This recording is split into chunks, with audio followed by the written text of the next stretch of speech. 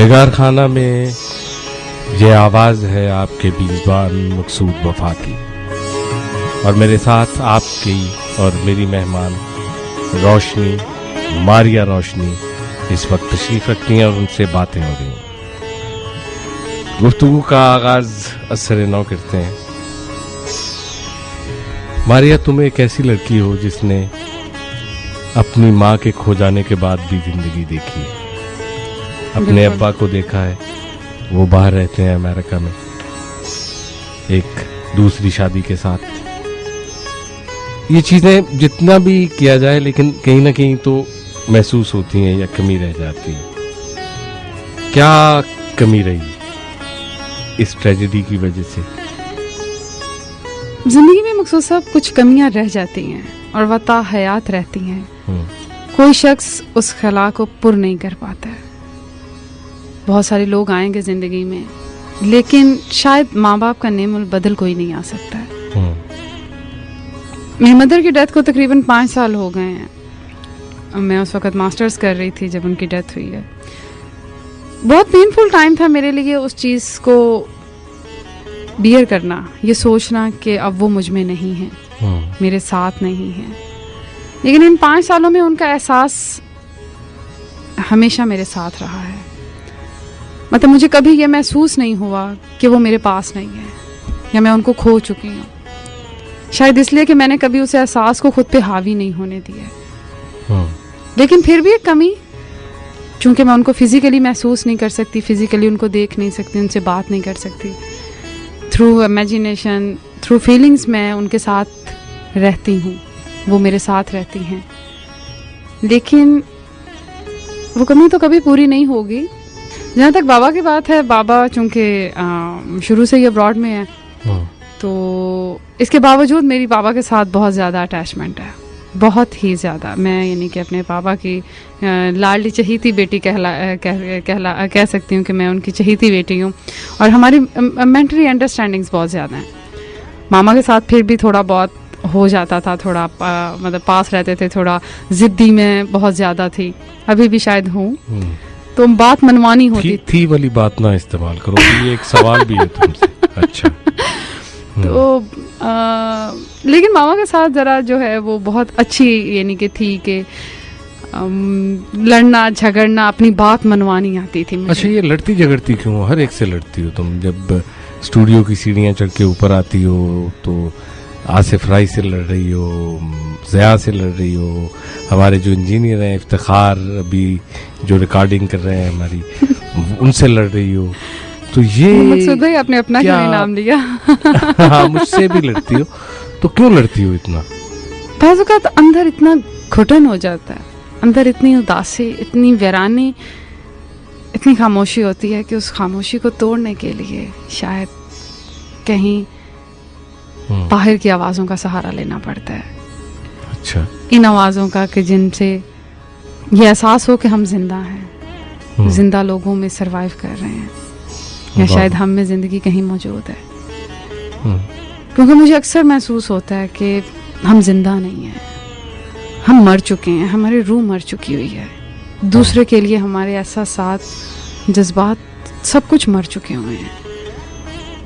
ये तो बहुत इमोशनल बात है। हम अपना बोझ जो है वो अपने ही कंधों पे उठा के भागे फिर रहे हैं बेहिसी का इस हद तक यानी कि इसलिए लड़ती हो? नहीं, इसलिए लड़ती नहीं कि मैंने आपको बताया कि कुछ शायद अंदर की जो घुटन है, अंदर की जो खामोशी है। पर्सनली यानी मैं बहुत पुरसकून खातून हूँ, मतलब लड़की हूँ या वट एवर जो भी आप कह लें। तो मतलब ज़ाती तौर पर मैं बहुत तन्हाई पसंद हूँ।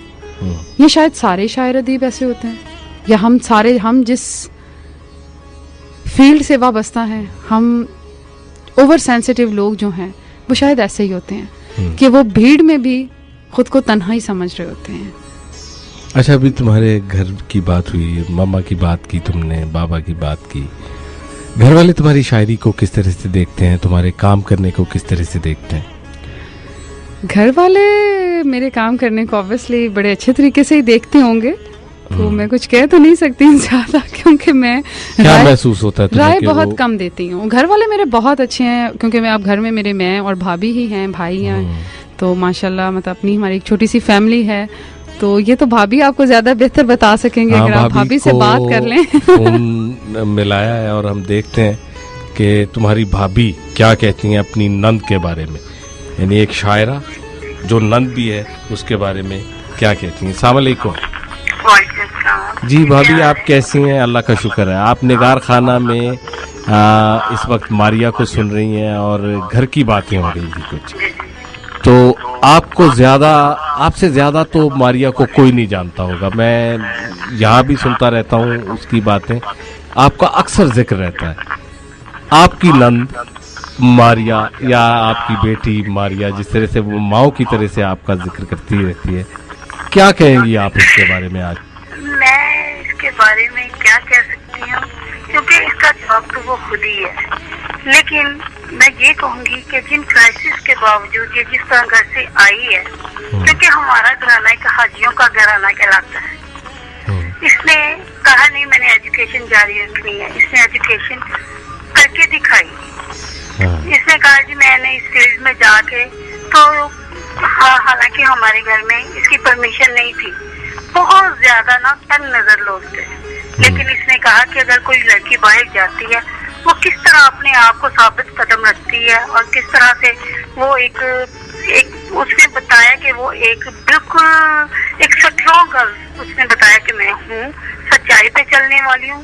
वो एक इंतहाई नाइस लड़की है, बहुत अच्छी है। उसका काम करना और शायरी करना, शायरी कैसी लगती है आपको उसकी? शायरी में उसने बताया है कि वाकई कि लोग परवीन शाफिक साहिबा को सुनते थे, लेकिन उसने बताया कि मैं भी हूँ। अच्छा, मैं अगर इस मैदान में आई हूँ तो मैं भी एक शायरा की हैसियत से अपने आप को मनवाऊंगी, और लोगों ने इस बात को बहुत अच्छे तरीके से माना भी है। हाँ, कोई शक नहीं है इसमें। अच्छा, आप ये बताइए कि ये लड़ती बहुत है, अभी इससे सवाल हो रहा था, जिद्दी है, क्यों? ये जो शॉर्ट कमिंग है इसकी लाइफ में, या इसकी खूबियां हैं, इसको खूबी भी कहा जा सकता है, जिस तरह से वो लड़ती झगड़ती हुई आगे जा रही है, जिद्दी क्यों है? लड़ती है या कुछ जिस तरह की जरा गुस्से वाली है, ये बाय बर्थ है। अच्छा, एक्चुअली इसके पापा जो हैं वो इसने शुरू से उनकी कमी फील की है। वो शुरू से ही बाहर रहे हैं। मम्मा थी, मम्मा को ये जिस तरह मोल्ड करना चाहती थी ये उस तरह मोल्ड कर लेती थी, लेकिन शुरू से इसकी मानी गई है। इनके भाई इतने गुस्से वाले हैं कि मैं आपको क्या बताऊं। हाँ, आपसे ज्यादा कौन जानता होगा? आपसे ज्यादा कौन जानता होगा उनके गुस्से को? जी बिल्कुल। लेकिन क्योंकि मैं पीछे अपने पेरेंट्स से भी ना, हम ना इस्लामी हमारा घराना है, मैं उनसे भी तंग नजरी में ही रह के आई हूँ। आगे आई हूँ तो मेरे मियाँ साहब भी इस तरह के थे, लेकिन इसने क्रॉस किया है उसको। अच्छा, क्रॉस किया तो इसने बन के दिखाया। अगर हजरत इब्राहिम अलैहिस्सलाम को आग में जब डाला गया था तो आग उन पर गुजार कर दी गई थी, इसी तरह इसने घर से निकल के अपने आप को आग में डाला है, लेकिन इसने कुंदन बन के दिखाया। क्या कह रहे हैं? उदास क्यों रहती है ये? अभी ये बहुत उदास बातें करने लग गई थी, उदासी की क्या वजह है? उदासी जाहिर है, एक शायरा जो होती है वो मेरा ख्याल है कि उसके शुरू में ही अंदर कुछ ऐसा होता है कि वो अब ज्यादा सुकून तलाश करती है, हालांकि इसको सिर्फ सुकून ही सुकून है। ये कि हम शादीशुदा हो के भी हमें वो अमाउंट नहीं है या इस तरह के ऐसे कोई क्राइसिस नहीं है। अल्हम्दुलिल्लाह शुरू में पैसे में रही है सब कुछ, लेकिन एक जाहिर शायरा भी वही बनता है जिसके अंदर कुछ हो। तो इसके अंदर ये क्वालिटी है, उदास रहती है या कुछ सोचती है, ये आम लोगों की तरह नहीं, ये एक डिफरेंट गर्ल है। तो इतना तो होना ही चाहिए ना। हाँ, जरूर होना चाहिए। क्या कहेंगे फाइनली, यानी आप समझती हैं कि इस तरह से लड़कियों को काम करना चाहिए, आगे आना चाहिए, या जो हमारी दूसरी खवातीन सुनने वाली हैं किस तरह से उनके तो ये हाथ नहीं लगाती, अगर आगे आने की बात है यकीन कीजिएगा काम ये एक गिरी हुई चीज है ना, उसको भी नहीं इसने उठा। लेकिन जहाँ तक आगे आने का सवाल है वो मैं आपसे पहले कह चुकी हूँ कि अगर इसने सबको क्रॉस किया ना तो इसने बन के दिखाया है कि मैं एक ऐसी हूँ कोई जो जिन लोगों का ख्याल है कि जी घर में रहने वाली खवातीन या लड़की हैं वो ज्यादा बेटर है, लेकिन इसने बताया है कि जो बाहर निकलती हैं वो ऐसी वैसी नहीं होती। हाँ बिल्कुल सही बात। उनको अगर सही निगाह सही मुकाम मिल जाए ना तो वो भी कुछ बन के दिखा सकती है। भाभी बहुत शुक्रिया आपका, आपने बहुत ही अच्छी गुफ्तगू की है और मारिया को जानने में हमें मदद मिली है। मेरी दुआ है कि अल्लाह तबारक इसको खुशियां अता फरमाए। आमीन आमीन। और जिन अच्छे तरह का इनके ऊपर साया वो हमेशा इनके ऊपर रहे। आमीन। और अल्लाह ना इनको अब अपने घर वाली करे। आमीन आमीन। अब इनसे आप ये कहें। ये देख लेना आपने भाभी वाली बात कर दी है। मेरी बता दिया कि नंद बोझ है आपके ऊपर। Thank you very much, thank you भाभी, थैंक यू, खुदा हाफिज।